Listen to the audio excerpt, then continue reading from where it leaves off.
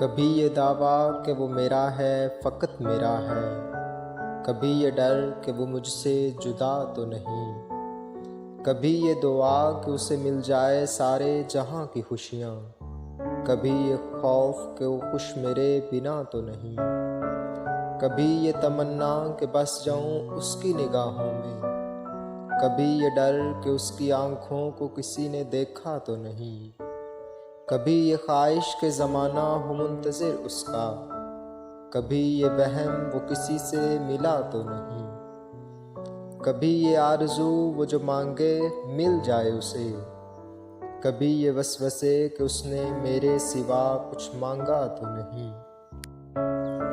कुछ ऐसा हो ये शाम ढले, कोई हाथ में थामे हाथ मेरा, कोई लेके मुझको साथ चले।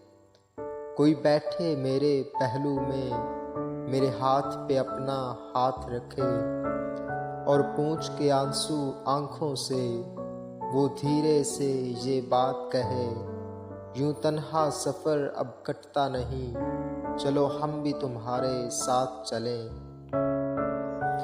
कभी लफ्ज़ भूल जाऊं, कभी बात भूल जाऊं, तुझे इस कदर चाहूं कि अपनी ज़ात भूल जाऊं। उठकर कभी जो तेरे पास से चल दूं, जाते हुए खुद को तेरे पास भूल जाऊं।